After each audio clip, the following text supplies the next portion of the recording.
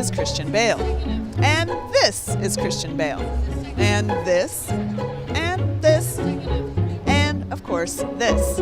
For nearly as long as he's been an actor, Christian has been known for his physical transformations and his ferocious commitment to performance. In 2011, he won an Oscar for playing a boxer turned addict in David O. Russell's The Fighter.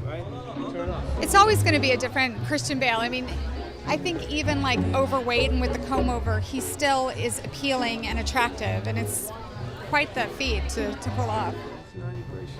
He's a beast of an actor. He becomes a creature.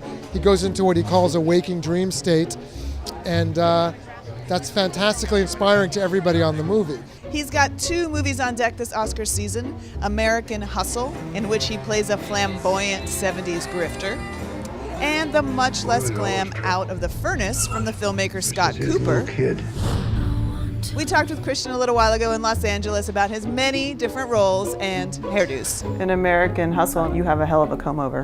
The real guy who my character is very loosely based upon, Mel, I met with him for a few days. When I first saw the picture of him, he was so not what I expected him to be. Right, I'm in and I'm out. I was there the whole time. You don't know it, all right? That's an art of becoming somebody who people can pin their beliefs. I just became obsessed with that look and said, I've got to try to achieve that. And do directors ever push back on those kind of ideas from you? David was going, I don't know, you really need to do that. He would kind of occasionally see me and go, oh my God, what do you put on this weight for? The same with The Fighter. I remember I just went to the hair guy and I said, go and give me a bald spot. And he went, have the producers said anything? I went, if we ask them, they're never gonna let it happen.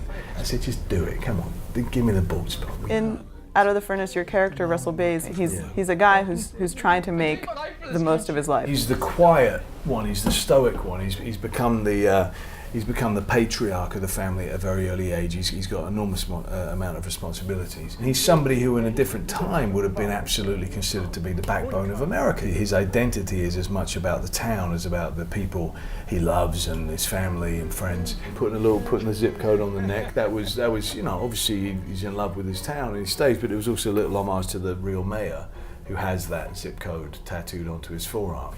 With a lot of parts, I've never particularly been asked to do transformations, but you just get it in your head and you just go, I need to. That's what I need to do. I don't know how to play that part without looking that way. I always talk with the director about it. It's just that they don't necessarily understand quite to what lengths I might be talking about. Do you find it hard to leave behind characters? Some can linger more than others. I don't have technique. I always have to kind of warm up into it a little bit. But I mean, pretty much any character I've ever played, I'll just have to think about, certain words, certain phrases, certain, memories I have about it, and eventually you'll be able to, take it away a hell of a lot quicker than, the prep that was needed to get there in the first place. So, The Fighter obviously won you an Oscar, which was a tremendous achievement. What would it mean for you to have another kind of award like that at this point in your career? Oh, of course, it'd be wonderful. I'm human, you know what I mean? I love it when other human beings give me a pat on the back and say they appreciate my work. That being said, look, it's kind of a funny thing to think that, there can be an absolute best actor. It's not like this is a 100-meter dash where you cross the line first. It's all opinion. What if it's a movie like Batman that's the one that people remember 10 years down the line? Great, good. You wanted me. How'd you run?